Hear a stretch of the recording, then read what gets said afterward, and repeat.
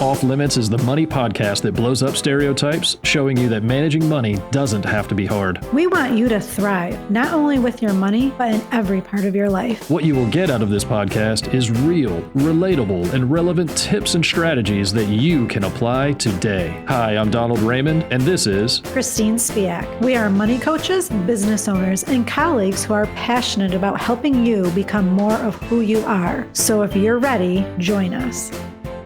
Next on our list to talk about is the home inspection. There will be a lot of people who waive that from their offer. And it's truly a personal decision. You don't have to have a home inspection to buy a home, but I personally would highly recommend against that because you just don't know what you're buying. And that home inspector truly inspects every inch of the inside and the outside of the home. And they bring to you any red flags, any concerns that they see. And sometimes they're just very small, minor issues with the home that, of course, you're not going to, lose the deal because of it. But you definitely want to be made aware of it. Absolutely. Yeah, let's talk about market conditions because that usually drives home inspections. So in a fast-paced market, you're going to see listings that actually say they won't accept a home inspection because the market is moving too fast. We're going to get a buyer whether you buy our house or not. And so one response to that would be, all right, well, if I want to buy a home, then I'm just going to have to buy a home without a home inspection. And what Christine and I are saying is you don't want to do that. You don't want to let those kinds of pressures influence your decision. Now, you may be, in some extreme scenarios, you may have to concede. Like there certainly could be an example of somebody in a situation that has to get into a home and there's just no way around it. And so if that's you, then okay, right? You have to do what you have to do. But if you have the choice, and I'm going to argue that you almost always have the choice, get the home inspection because you want to make an informed decision. What good is all of this due diligence if you end up with a lemon and now you bought the house at a good price, but it's going to cost you 5 times the value to fix it and live in it in a healthy way because of something, because of mold, because of poor construction, because of poor ownership and maintenance, because of a gas leak, because of radon poisoning. I mean, you name it. There's so many things out there that the home inspector is going to check for, and he's going to make sure that everything is as it should be.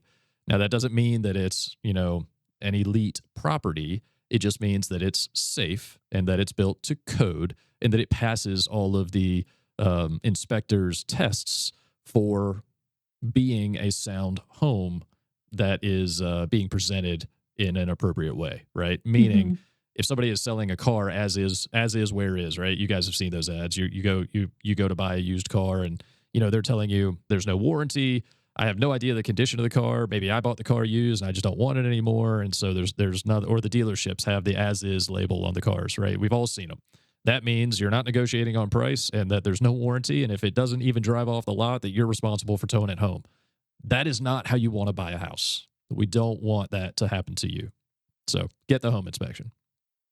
And Well then said. you already mentioned it, but homeowners insurance, right? We want to get Yes. insurance as well.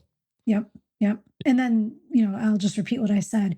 You get to choose, am I putting this homeowner's insurance in the escrow, meaning I'm paying my mortgage payment, I'm paying my taxes, and I'm also paying my home insurance with one payment to the lender every month? Or do I want to keep that out? And maybe I have it bundled with my auto insurance, and I would just rather make one payment a month to the insurance company and one payment a month to the mortgage lender. It's up to you to choose. Absolutely. And I would say we're not going to have a preference here. Do whatever's comfortable for you. It's as long as the only qualifier I'll put on is if there's any kind of a financing charge or a processing charge or an administrative charge or a fee associated with putting in an escrow, then you don't want to take advantage because it's no longer a benefit to you or a value to you. But if those fees are all waived or non-existent by your lender, then escrow is very common. It's very normal. It's how most taxes and insurance are paid, and it's how most monthly mortgage payments are calculated. So as you're calculating your mortgage payment and you're doing the first step of understanding your finances and how much you can spend, just make sure you factor those in. So know how much you can spend on the principal and the interest of the loan, including your insurance payment and your tax payment. Which are going to be paid every 6 months or annually by your mortgage lender if you go with the escrow option. But you could reserve those and save them yourself in a high-yield savings account, earn a little bit on them, and then pay them once a year yourself. The choice is yours either way. And you'll do it when you own your home outright. So if you're buying cash for a home, then you're going to be Eventually responsible one day. for your own, Yep. your own insurance and your own taxes. The other thing you may have to consider in your calculations, which I've never had to, I've never lived in in the area that we needed to pay for it, but a homeowners association fee. Mm-hmm. Some developments that you buy a home in, even though you own the home, there is a fee to live in the development, which comes with different perks and responsibilities. So make sure if you're buying a home with that fee that you can also afford that too. You never want to get in over your head when it comes No to surprises. owning a home. Yeah, and I'll say down here in the South, that's very common. We've lived in two neighborhoods here in Georgia, and both have had HOA fees. They've both been very reasonable, less than $1,000 a year, because we have large developments, and so everybody pays their portion. And what that goes toward is as Christine said, there's certain perks and benefits to those ownership fees.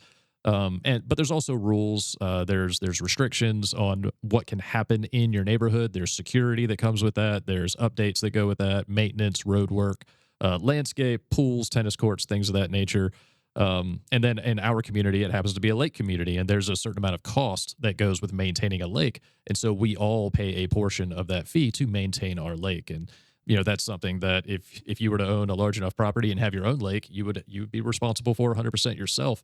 And maybe some of you out there are going to be able to do that. And I commend you for that, because that would be amazing. But lake ownership is expensive. And so sharing that fee actually makes something that you couldn't afford on your own attainable to a lot of people. And you get to live in a neighborhood if you want that social opportunity that you might not get out on a big property in the country that was big enough to have a lake on your own. But if that was your preference and you wanted that isolation, then that's obviously is on your list when you're out there looking for property and shopping. So be aware of all those things. So many choices when it comes to.